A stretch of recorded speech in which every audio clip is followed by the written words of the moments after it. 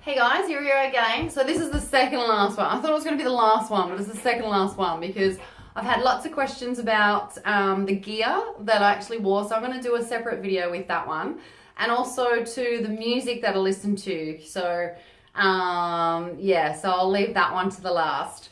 But this question here, what originally drew you to an endurance event like Down Under? So basically it was for me was stepping up to the next challenge. So the furthest distance I'd done was 150 Ks, which was the Anzac Ultra.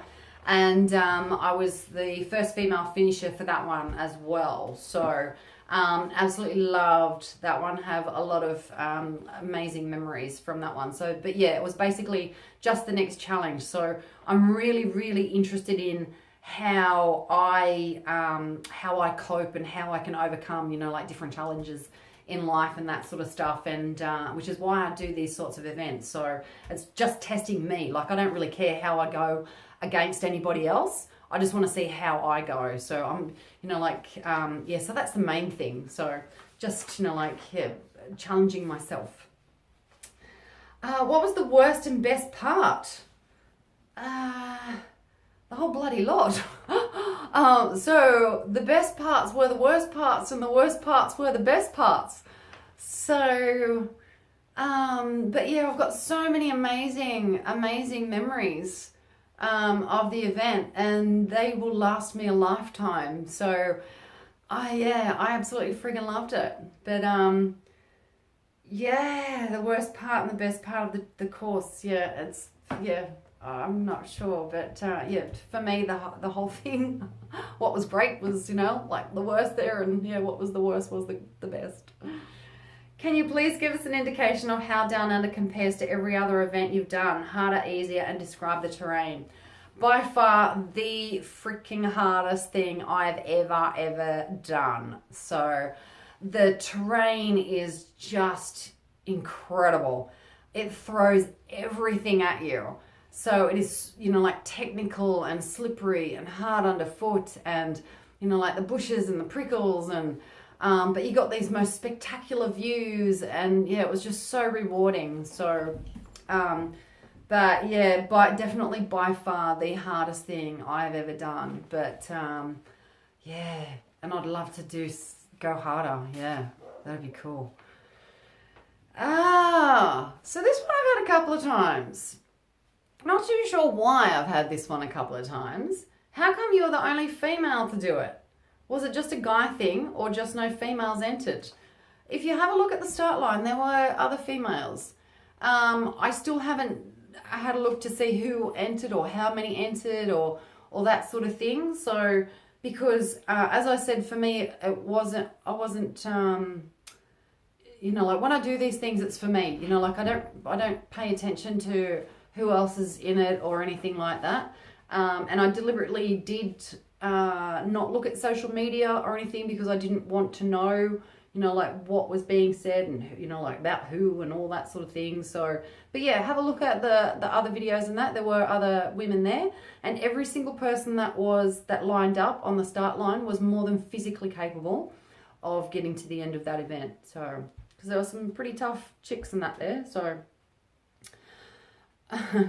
I want to know more about the thought process of taking your shoes off, and what section was it on?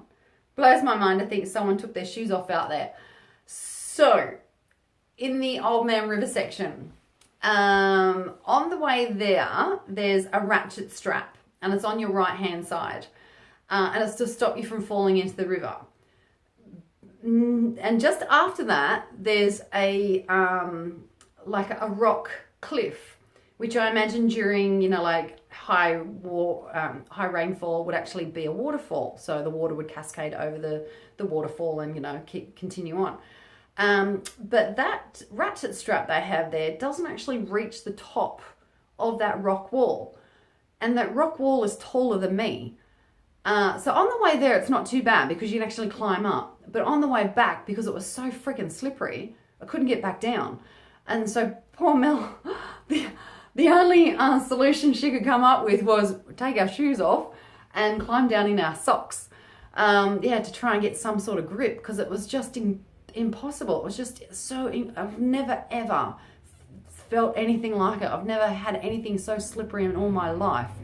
And like I've run in snow and ice, and that wasn't even as slippery as what these bloody rocks were. So yeah, that was the section. What percentage of the race was actually runnable as opposed to hiking? That's a bit of a tough question because the sections that you were hiking on the way there to the halfway point were actually the runnable sections on the way back. And I suppose it does depend on how strong a runner you are as well. So I'm really good at bombing down hills. I think I shocked a couple of people when I went past them on how, like quickly I can actually bomb down. If every bloody race started at the top of a hill, I'd be fine. But yeah, and I did make sure this year, if it was runnable, I ran it, or I had tried to run it. But yeah, so that's a hard one. So, but there is a big percentage of it is runnable. So whether that is, running on the way down and then hiking on the way back, or, like that sort of thing. But yeah, a lot of it is runnable. Okay, so as I said, the next video I do will be on the gear, and it'll also go through some of the music that I listen to. And then what I'm actually thinking is, if you're still interested, I will go through some of the strength work that I do to get myself through some of these events. So, okay, that will do for today, and I will see you again soon. Cheers.